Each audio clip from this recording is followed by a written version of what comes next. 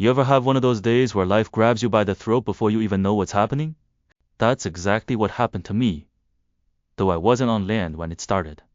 I still remember how carefree I felt, gliding through the water, sunlight breaking into shimmering shards above me. I thought nothing in the world could touch me. Then I spotted this piece of food drifting down, smelling so good it was impossible to resist. I didn't hesitate. I lunged, and instantly, everything shattered. A sharp, burning pain tore through my mouth. And before I understood what was happening, I was yanked out of the water, dangling helplessly in the air. The world above felt cold, harsh, and terrifying.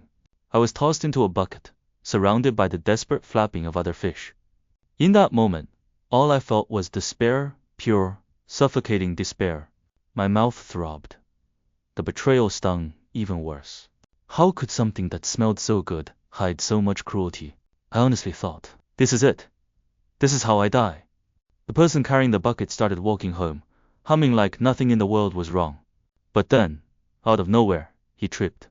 The bucket slammed to the ground, sending all of us tumbling across the dirt.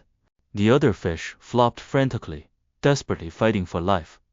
But me, I was too heartbroken, too exhausted to move. I just lay there, waiting for the end.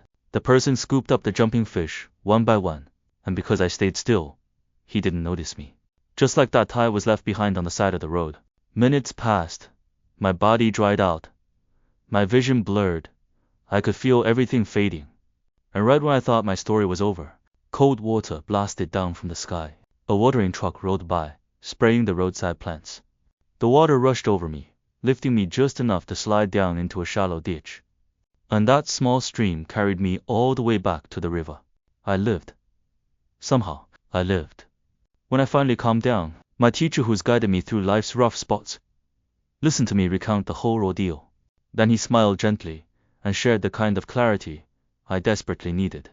Not everyone offering something sweet has good intentions. When life hurts, don't let despair make the decisions. Sometimes staying still during your worst moments keeps you from deeper trouble. And the people who throw cold water on you, they might be the ones saving your life without ever knowing it. Looking back, he was right. The worst day of my life ended up teaching me how to live.